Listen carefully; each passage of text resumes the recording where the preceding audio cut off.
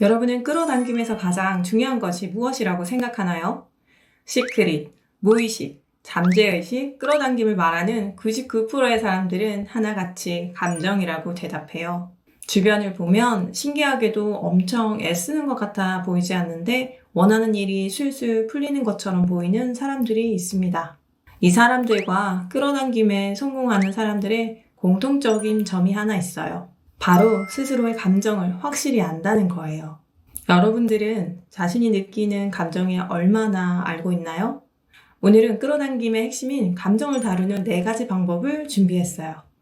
끌어당김의 법칙은 간단해요. 내가 생각하고 느끼는 것과 비슷한 현실이 내게 끌려온다는 거죠. 여기서 생각이란 것보다 훨씬 강력한 게 바로 감정이란 부분입니다. 왜냐하면 감정은 우리의 생각을 증폭시키기 때문입니다. 예를 들어 볼까요? 나는 부자가 될 거야 라고 생각만 하는 것과 돈이 나에게 들어오는 것을 상상하며 행복해하고 감사한 감정을 느끼는 것은 완전히 달라요. 생각은 바람처럼 흩어지기 쉽지만 감정은 마치 자석처럼 강력한 에너지를 발산합니다. 우리가 원하는 것을 끌어당기려면 그 목표가 이미 이루어졌을 때 느낄 법한 긍정적인 감정을 미리 느껴야 해요. 그런데 여기서 중요한 함정이 있습니다. 바로 부정적인 감정이에요. 우리의 무의식 속에 숨어있는 불안, 두려움, 질투 같은 감정은 어떻게 해야 할까요? 부정적인 감정을 제대로 소화하지 못한다면 아무리 긍정적인 상상을 해도 끌어당김을 방해하는 가장 큰 장애물이 됩니다. 그래서 끌어당김을 잘하는 사람들은 무작정 긍정적인 생각만 하려고 애쓰지 않아요. 오히려 자신 안에 있는 부정적인 감정들을 외면하지 않고 그런 감정이 있다는 것을 적극적으로 자각해요. 감정 정화의 첫걸음은 바로 내 감정을 제대로 인식하고 인정하는 거예요. 주변에 굳이 끌어당김을 하지 않아도 원하는 것을 현실로 실현시키는 사람들과 끌어당김을 잘하는 사람들의 공통점은 바로 자신의 감정에 솔직하다는 거예요. 예를 들어 볼까요? 아, 내가 이것을 엄청 갖고 싶구나. 그런데 지금 나는 능력이 없네라고 느끼고 생각하고 있다면 나의 능력이 없음에 그러니까 무능감이란 감정에 빠지지 않고 그래 지금 내가 능력이 부족할 수는 있지. 하지만 결국은 내가 해내게 될 거야 라는 근거는 없지만 이상하리만큼 자신에 대한 무모한 긍정을 가지고 있죠. 그들은 부정적인 감정을 솔직하게 인정하되 그 감정에 갇히지 않고 오히려 앞으로 나아가는 힘으로 사용해요. 애쓰지 않아도 되는 끌어당김의 첫 단계는 바로 내 감정을 솔직하게 마주하고 인정하는 거예요. 그 감정이 부정적인 감정이라도 억지로 참거나 억누르거나 외면하지 않습니다. 나에게 있는 감정을 어떻게 적극적으로 인식할 수 있을까요? 첫 번째, 지금 내가 느끼는 감정이 무엇인지 솔직하게 느껴보고 적어보는 거예요. 여기서 주의해야 할 부분은 감정이 심하게 동요돼서는 안 돼요. 마치 옆집 아이를 보는 것처럼 나를 3인칭으로 바라보세요. 장난감 가게에 서 있는 아이를 보듯 아, 저 아이가 저것을 갖지 못해서 저렇게 슬퍼하는구나 하고 이렇게 반복해서 보다 보면 우리는 자동적으로 내가 곧 감정이 아니라는 것을 깨닫게 됩니다. 더 나아가 나의 생각과 내가 같은 것이 아니라 이런 생각을 하고 있구나 라고 깨닫게 돼요. 우리는 옆집 아이가 장난감을 못 사서 슬픔을 느끼는 것과 나를 동일시하지 않아요. 하지만 대부분의 사람들은 자신의 생각과 자신이 동일하다고 생각합니다.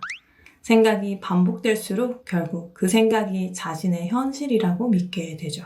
이걸 모르고 계속 학원하고 감사일기를 써봐야 끌어당김이 제대로 되지 않아요. 둘째, 이 감정이 어떻게 시작됐는지 뿌리를 찾아봐야 합니다.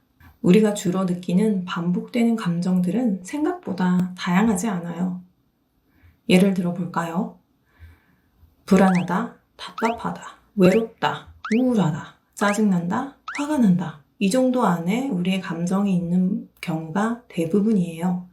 우리는 여기서 그칠 게 아니라 이 감정은 어디서 왔는지 찾아봐야 해요. 어린 시절 겪은 수치심 때문에 지금 나의 불안을 만드는 건지, 부모님께 인정받지 못한 무력감이 뿌리가 되어서 나의 답답함을 만드는 건지, 부정적 감정을 계속적으로 느끼는 이유는 그 원인을 모르기 때문입니다.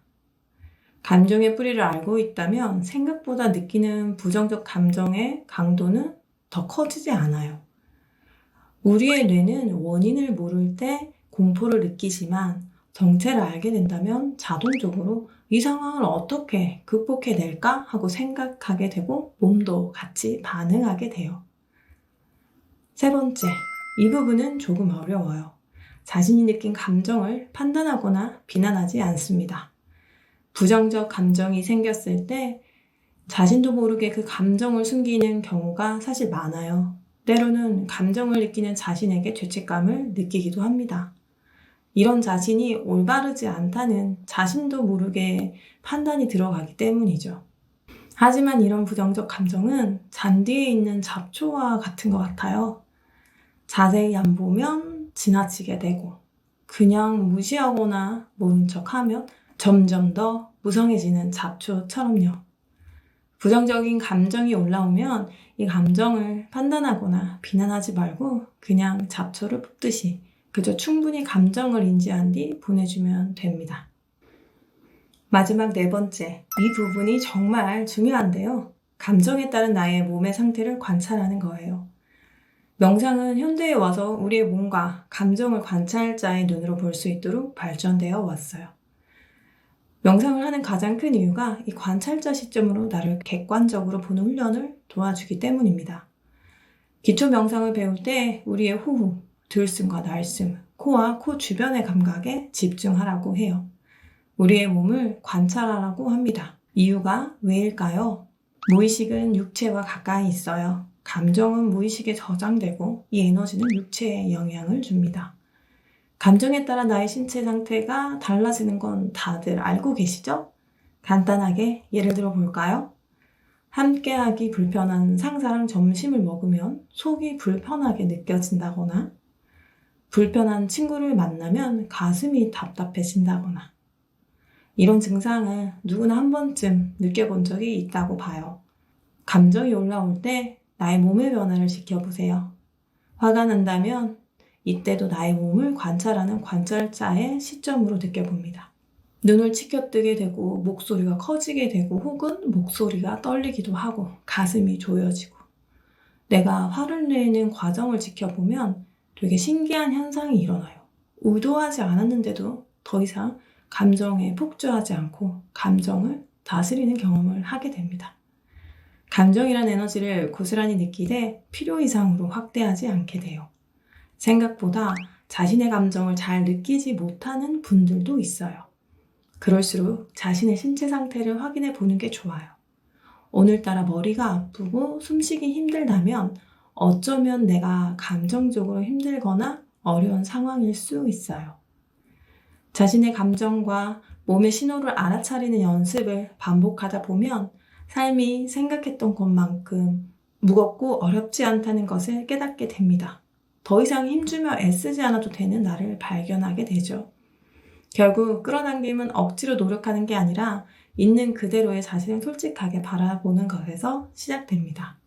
감정을 외면하지 않고 온전히 느끼고 바라볼 때 그런 힘이 생길 때 우리는 비로소 삶의 흐름을 방해하던 장애물에서 벗어날 수 있게 돼요. 자유롭게 삶을 항해하며 여러분들이 진정으로 원하는 것들을 창조해내는 기쁨을 온전히 누릴 수 있기를 진심으로 응원합니다. 시청해주셔서 감사합니다.